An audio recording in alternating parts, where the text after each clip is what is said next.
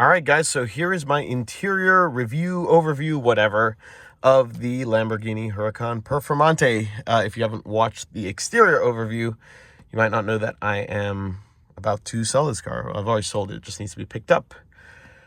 So I figured I'd do this because I actually haven't done this for this car, and I won't get an opportunity to do this very, very soon. So might as well get this done, and hopefully you guys enjoy this. For my car friends, if you guys are not my car friends, then you can just skip this one. But if you are, I hope you enjoy this.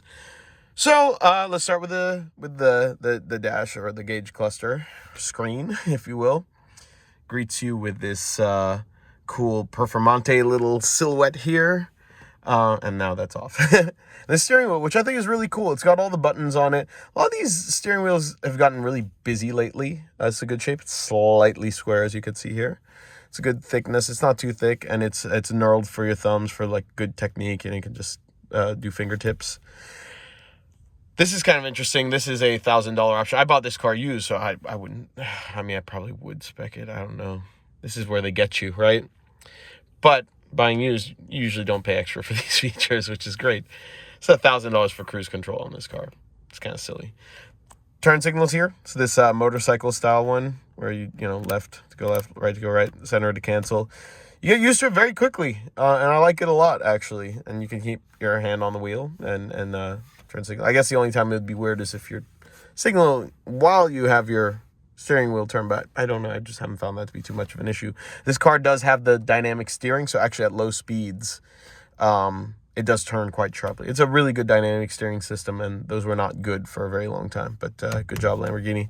Flasher here, like a race car, so you can flash people. Wiper controls here, all pretty straightforward. And here are the menu controls for the screen. And then you have your 3 modes: Strada, Sport, and Corsa. Strada is for the street, Sport is Sport, and Corsa is for the track. I'll show you guys that later. Actually, I'm going to step out of the car real quick, because I'm going to do something. I want to show you guys, this is technically the interior. This is your frunk. And there's going to be a bit of a theme here, but there is a complete lack of storage space. It's very small. It's got the cover in here, and that's actually the battery tender. But as you can see, there's not a whole ton of space. You can fit some stuff, so if you're gonna do some like grocery shopping, or maybe if you pack very strategically for a track day, as I've done in the past, or a little getaway with a friend, you have to pack very strategically in one bag. Maybe you can make it work, but it is definitely a consideration. This side, forged carbon engine cover. You can see the engine bay. It's very clean. This also counts as the interior, I've decided. You see the little glass window that separates between the cabin and the engine bay there. Oh, and that's where the air goes through for the ALA system. Pretty cool. But yeah, I figured I'd just give you guys a little view of that. So enter back into the car. Look at that. Projectors. So cheesy, but kind of cool. I'm not mad. All right, let's start with this center control stack here. They've definitely gone with the fighter jet theme for this car. And you've got these little toggle switches. You've got the windows here, and they're on either side, which is kind of annoying because, you can't really grab them both. You have to do them one at a time. You've got in red, the hazards right there.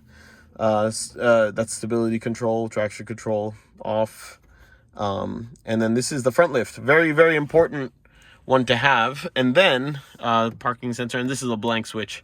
On the Evo, they made that the auto start stop system, which thankfully this car doesn't have. I think it's probably mandated or something. Going down, you've got heated seats. These are the comfort seats. I highly recommend these seats. They're way more comfortable than the carbon seats, which were definitely designed for a small Italian person. And they kind of crushed my shoulders, which generally for a track spec car, you might want the carbon seats. But trust me, these ones bolster you very well, and they're comfortable, and I've done long rides in this car, and this car is actually pretty good to cruise in, believe it or not. And then you have all your controls, physical controls here. They control, I usually have my phone hooked up, and CarPlay comes standard. Thank you. That is a $4,500 option on a Ferrari, so it's kind of nice that it does come with this. And we'll start the carp in a second. Before we do, I'm going to show you guys something kind of funny. What's funny? The glove box. All right, so you got a glove box there. The cup holder, which, you know, kind of works. And this little piece here, if I could reach it, is a little Lamborghini ashtray.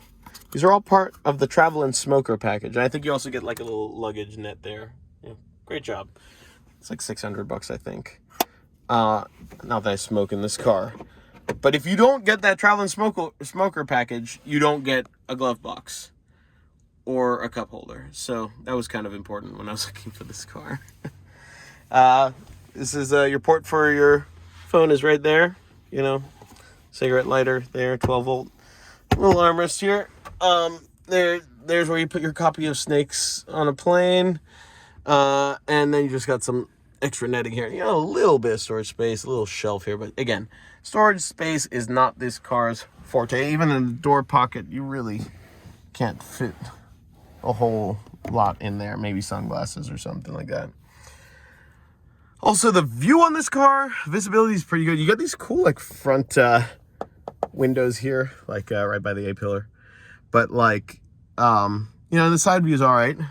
Rear view is all right. And the spoiler, luckily, does not block your view. They designed it, even though it's a big spoiler.